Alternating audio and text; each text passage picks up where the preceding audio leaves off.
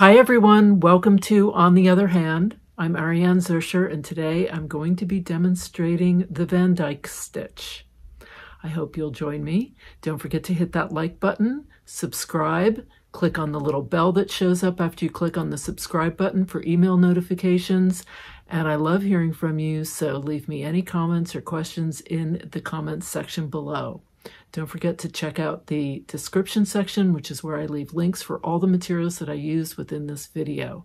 If you haven't done so yet, I would love for you to come along with me on my blog, Where Art and Life Meet, which is where I muse about things going on in New York City. I live in Manhattan. My blog posts tend to be infused with a bit of humor and hopes, and I'd love to see you there as well. I'm also on Instagram. It is my name. So it's the @ symbol and my name, Ariane Zurcher. If you'd like to share these videos, please do. Grab something to stitch with, grab a needle and some thread, and come and stitch along with me.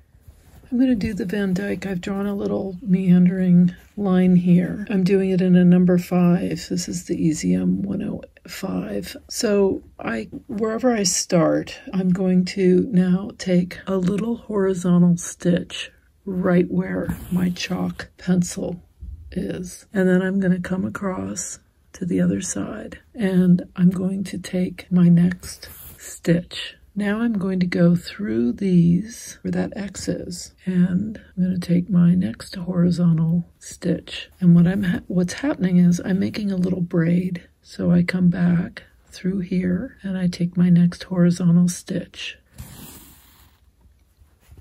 And you're going to get this little braid with these legs coming out.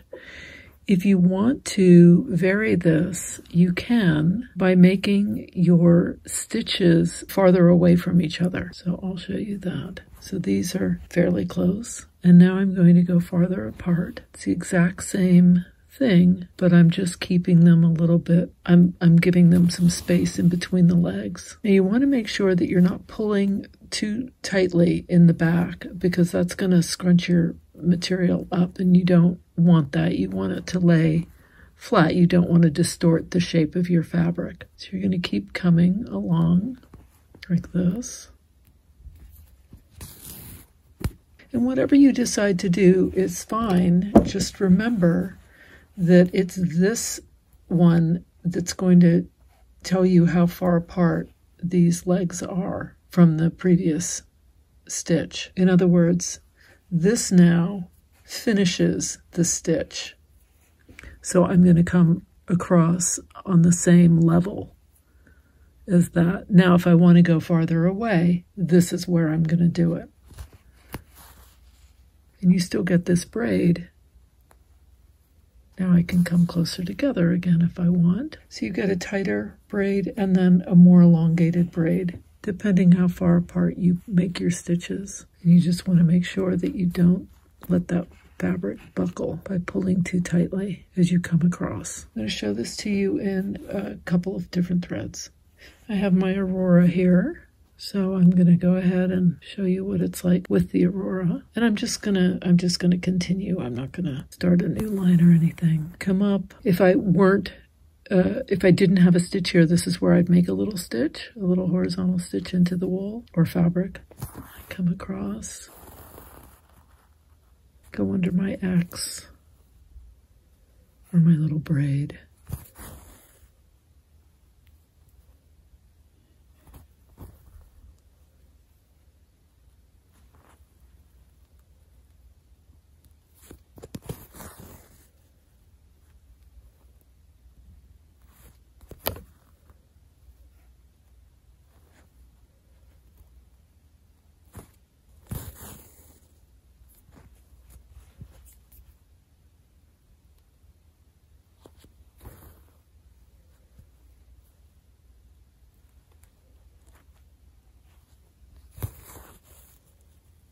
I'm just following along my line, keeping this is my guideline, and trying to keep that braid following it.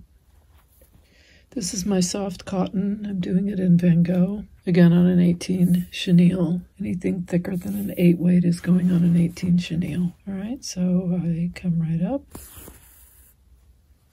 I'm going to do my little cross here, which is also where I would do a horizontal stitch if I was starting fresh. Come down. There's my little braid.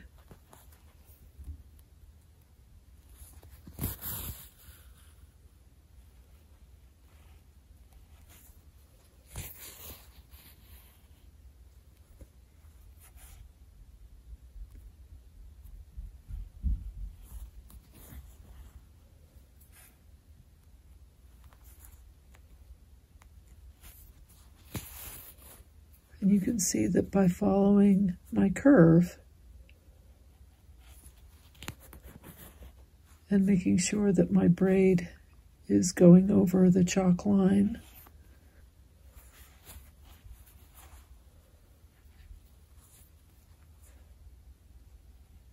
my Van Dyke stitch is meandering in the same direction. And when I end, I'm going to always end with the leg on the left because that's what's finishing my stitch. So there it is. And you can see how it meanders. You can see how the braid gets much looser as I get farther apart, denser and tighter as I get closer together. The Aurora, the soft cotton, and the number 5 eleganza. So that's your Van Dyke stitch. It's a pretty little braid that comes down. I hope you found this helpful, and maybe if you haven't tried the Van Dyke stitch, maybe now you'll think about how you might use it for your project. Thanks so much for watching. Don't forget to hit the like button and subscribe if you haven't already. Hit that bell for email notifications, and I love hearing from you, so leave me any comments in the comments section.